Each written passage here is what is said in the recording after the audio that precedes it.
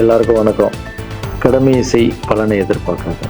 என்னடா நம்ம எதுக்கோ எதிர்பார்த்துட்டு இருந்தோம், இது என்ன ஒரு ஸ்லோகம் சொல்கிறான்னு பார்க்குறீங்களா? எந்த விஷயத்துக்காக நீங்கள் எதிர்பார்த்துட்டு இருக்கீங்களோ அதுக்கு முன்னாடி ஒரு ஸ்லோகம், ஒரு குட்டி கதை.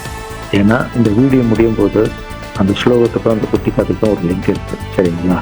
கடமை செய், பலனை எதிர்பார்க்காத, அதான் அந்த ஸ்லோகம். எனக்கு ரொம்ப பிடிச்சிது. என்னடா இது கடமையை செய்ய சொல்கிறாங்க, பலனை எதிர்பார்க்க வேணான்றாங்கன்னு நிறைய பேருக்கு அந்த ஸ்லோகமில் ஒரு டவுட் உண்டு. வேலை பண்ணுறோம், வேலைக்கேற்ற கூலி எதிர்பார்க்கக்கூடாதா? இவ்வளோ கஷ்டப்பட்டு உழைக்கிறோம், சம்பளத்தை எதிர்பார்க்கக்கூடாதா அப்படின்னு. இந்த ஸ்லோகத்தோடைய முழு மீனிங் என்னன்னா ஒரு கதையாக சொல்லியிருக்கேன். ஒரு பெரிய வீடு, ஒரு மிகப்பெரிய பணக்காரர். அவர் ரூமு மட்டும் க்ளீன் பண்ணுறதுக்கு ரெண்டு ஆட்கள் இருப்பாங்க. ரொம்ப பிடிச்சவங்களும் 2 பேர் அந்த ரூம் க்ளீன் பண்ணுறதுக்கு வச்சுருக்காரு. மிகப்பெரிய பணக்காரர். இப்போ 2 பேரும் ரூம் துடைக்கிறவங்க. ஓகே, அவர் காலையில் ரெடியாகி அந்த ரூம்லேருந்து வெளியே வரும்போது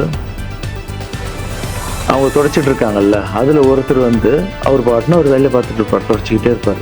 இன்னொருத்தர் இருக்கார்ல, அவர் போய், சார் உங்கள் ட்ரெஸ்ஸு சூப்பராக இருக்குது சார், சார் நீங்கள் போட்டுக்கிற கண்ணாடி நல்லா இருக்கு சார், சென்ட்டு சூப்பராக இருக்குது சார், நல்லா இருக்குது சார், சூப்பராக இருக்கீங்க சார், எனக்கு பேக் கொடுங்க சார், இன்னும் வாங்கிட்டு போவோம்.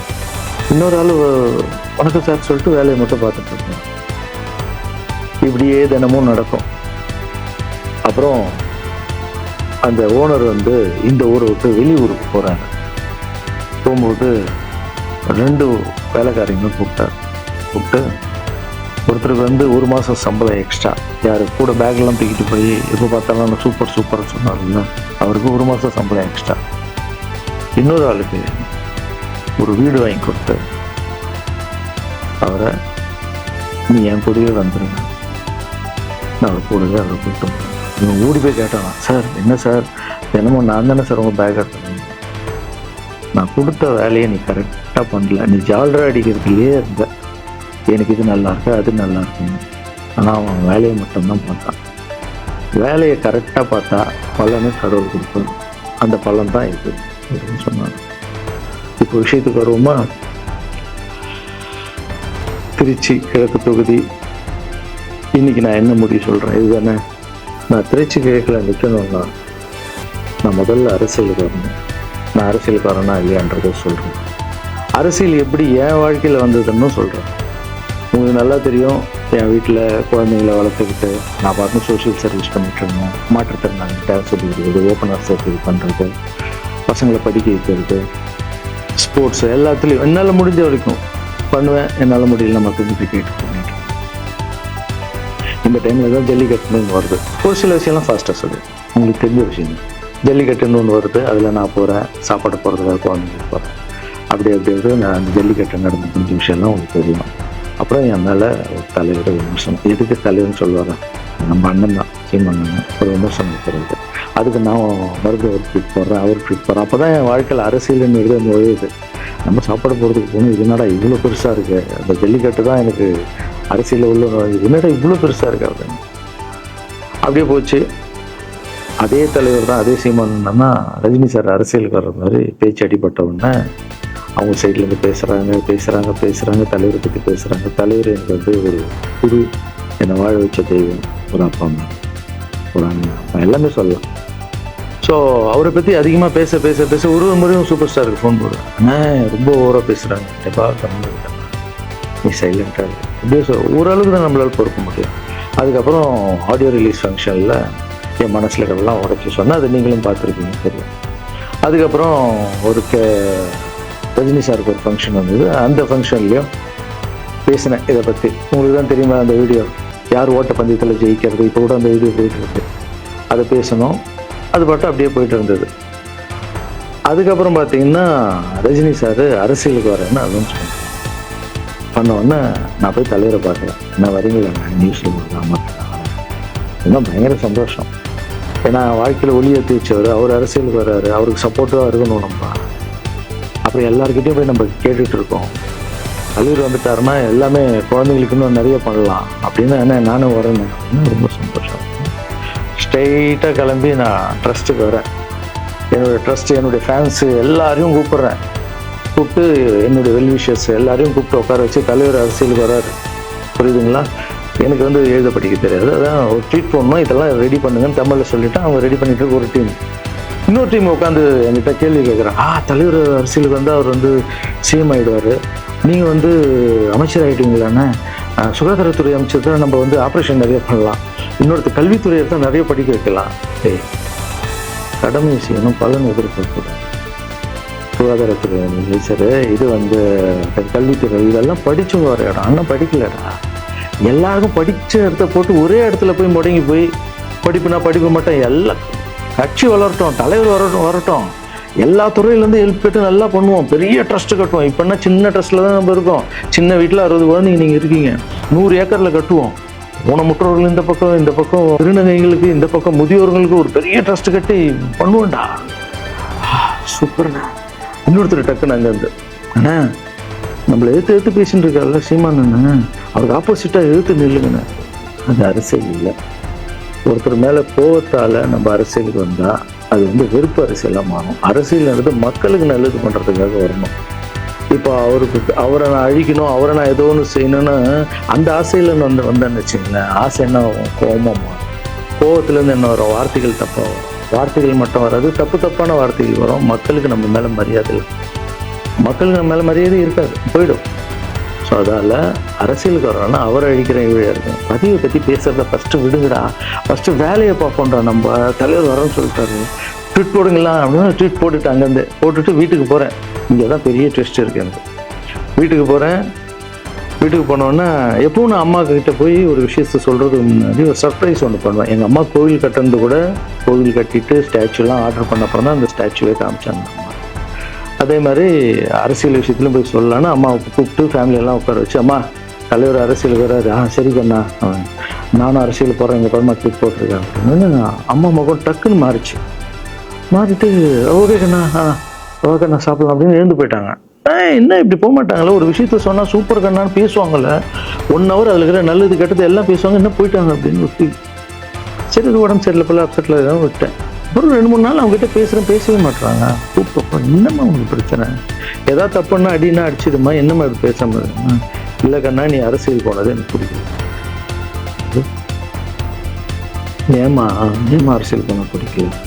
இல்லை கண்ணா அது ஒரு சாக்கடை, அரசியலுக்கு போகக்கூடாது. அது வந்து பணம் கொடுக்குறாங்க அரசியலுக்கு, கூட்டு வாங்குறதுக்கு பணம் கொடுத்து தாங்க நான் ஜெயிக்கிறாங்க. அதுக்கப்புறம் ஜாதி இல்லைன்னு, ஜாதி இருக்குது, மதம் இல்லைன்னு, மதம் இருக்குது. அந்த சாக்கடைக்குள்ளே நீ போகாதப்பா. நம்மளுக்கு வாழ்க்கையை ஒளி வச்சு ஏற்றி வச்சவர்னாங்க நம்ம சூப்பர் ஸ்டார். அவர்கிட்ட என்னை கூப்பிட்டு போப்பா, நான் சொல்கிறேன், அவர் ஒரு ஆன்மீகவாதி, அவரும் அரசியலுக்கு வருவானா, இந்த வயசில் நிம்மதியாக இருக்கட்டும், எதுக்கு அரசியலுக்கு வர்றது, என்னை கூப்பிட்டு போ, அப்பாயின்மெண்ட் வாங்கி கொடுத்துருந்தாங்க. அப்பாயின்மெண்ட் வாங்கி கூடா, நானும் வேறு கனவுல வந்து மைண்ட் வைஸ், அம்மா நான் சொல்கிறது கேளுமா, நம்ம எத்தனையோ இப்போ வந்து எல்லா குழந்தைங்களுக்கும் ஒவ்வொரு ஸ்டேஜில் போய் கேட்டு தானேம்மா ஹெல்ப் நடக்குது. இப்போ தலைவர் வந்துட்டாருன்னா நம்ம தாராளமாக பண்ணலாம்லம்மா, உங்கள் கையில் எவ்வளோ காசு இருக்கோ அதுக்கு மட்டும் செய், அரசியல் வேணான்னு சொல்கிறேன் அப்படின்னு கேட்டேன். அந்த ஃபேஸ் வந்து அதுக்கப்புறம் அடி தான் இருந்தது. சரி இந்த உலகத்தில் அம்மா மீறி பண்ணலாம், ஆனால் நான் உருப்பிட மாட்டேன். இந்த உலகத்துலேயே எனக்கு யாருன்னா எங்கள் அம்மா தான். அது அம்மா இல்லை, எங்கள் கடவுள்னே சொல்லலாம், நான் எதிர்க்க பார்க்குற கடவுள். சரி அம்மாவுக்கு சொல்லி புரிய வைக்கலாம், என்னடான்னு தலைவர்கிட்ட போய் எப்படி சொல்கிறது, பசங்கிட்ட ஒரு பயங்கர பில்டப் கொடுத்துட்டோம், அது இதுன்னு எல்லாம் வேலை பார்த்துட்டு இருக்காங்க, என்ன பண்ணுறது. அந்த டைமை பார்த்து கொரோனா வருது, ஒரு ஷாக்கு, வெளியே போக முடியாதுன்றாங்க. இல்லைன்னா பிரச்சாரம் பண்ண வெளியே போக முடியாது, தலைவருக்கு உடம்பு சரியில்லாமல் போகுது, ஹைதராபாத் ஷூட்டிங் போகிறார், உடம்பு முடியல, அப்படியே எல்லாமே கொலாப்ஸ் ஆகுது. அப்புறம் தலைவர் அலௌன்ஸ் பண்ணுறாரு, நான் அரசியலுக்கு வரல, டாக்டர்ஸ் வந்து போகக்கூடாதுன்னு சொல்லிட்டாங்க. கொரோனா டைமில் நம்ம வந்து பிரச்சாரம் போக முடியாது, அந்த காரணம் சொன்னார், அது உங்களுக்கு எல்லாருக்கும் தெரியும். அவ்வளோதான், தலைமையில் கை வச்சுன்னு உட்காந்துட்டோம். நான் ட்ரஸ்ட்டு வந்து மற்றவங்க எல்லோரும் என்னென்னோ நினச்சி ஒர்க் பண்ணிட்டு இருந்தால எல்லாரும் அப்செட்டில் உட்காந்துருக்கோம். தலைவர் ஒருத்தம் போய் பேசி பார்க்கலாம், தலைவர் வர்றாரு சூப்பராக இருக்கும். அந்த மாதிரி தலைவரை பார்த்ததில்லை. அப்படியே எனக்கு புரிஞ்சுது, அவர் ரொம்ப வலியில் இருக்காரு, இவ்வளோ சுறுசுறுப்பான உடம்பு முடியல.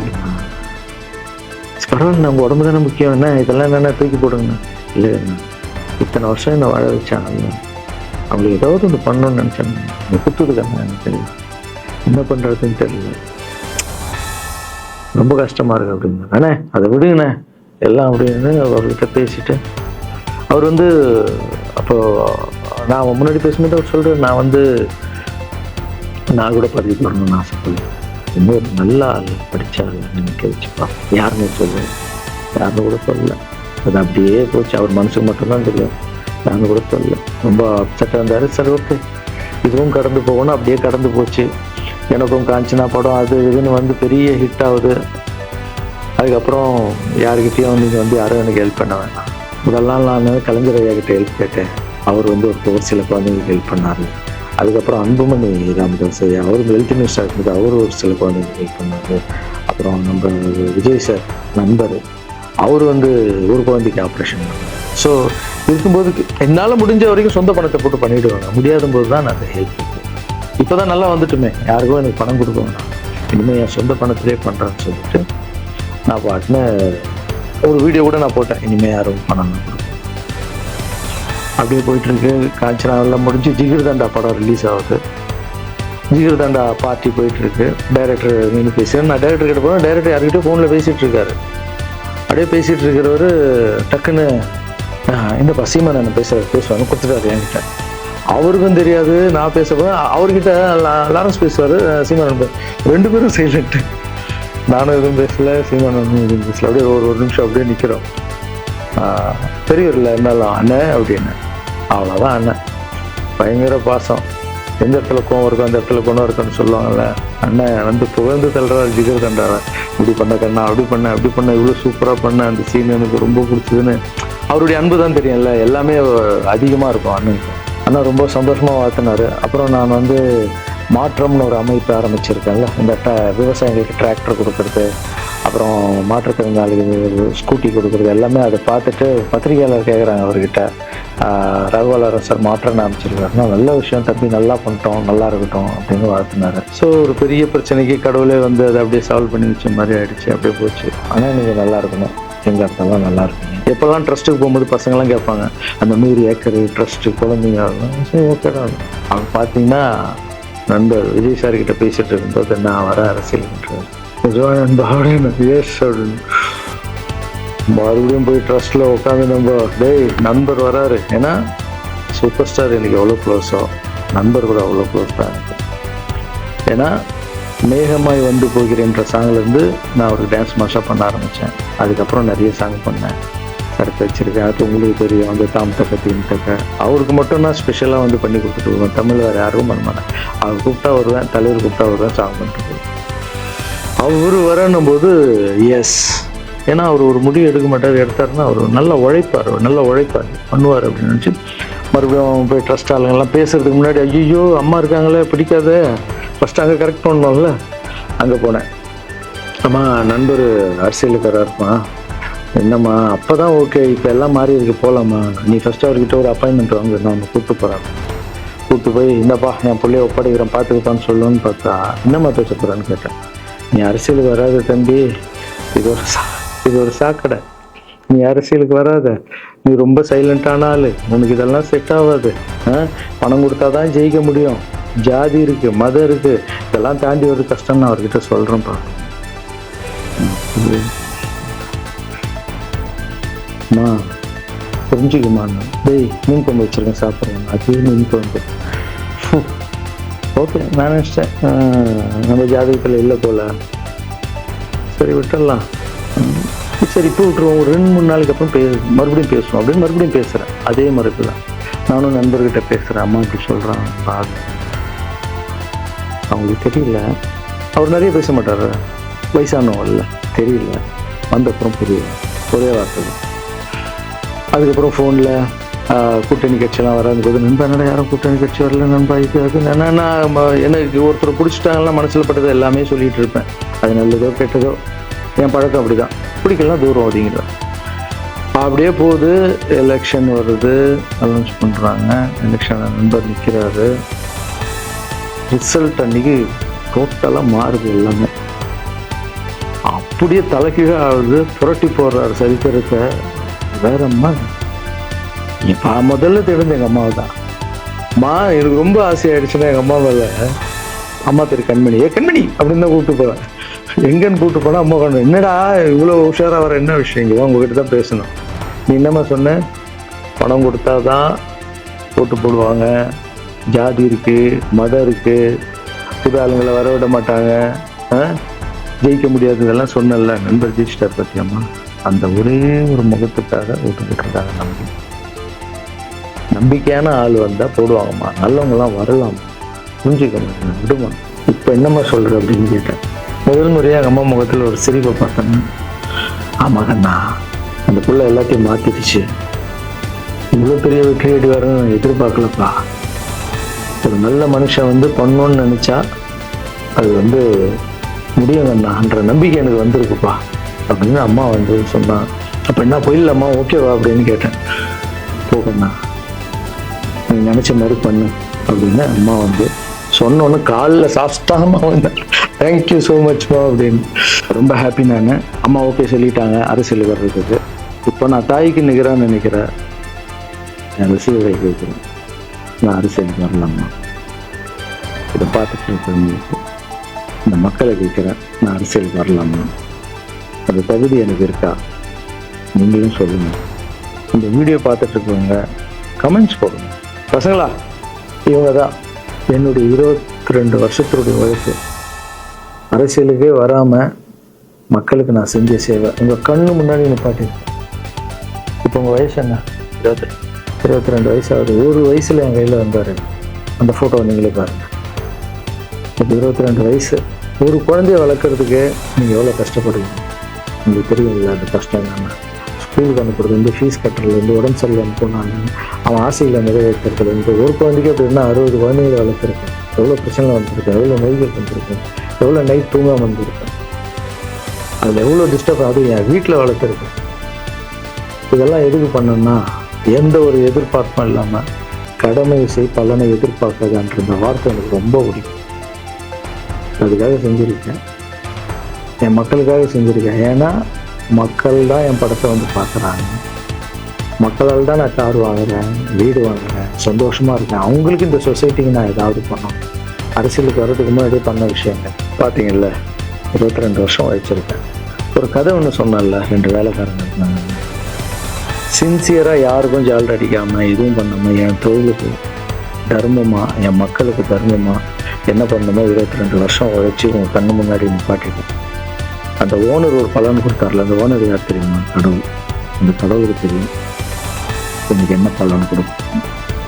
இதுக்கு தான் அந்த கதை லிங்க் அவங்க சொன்னேன்.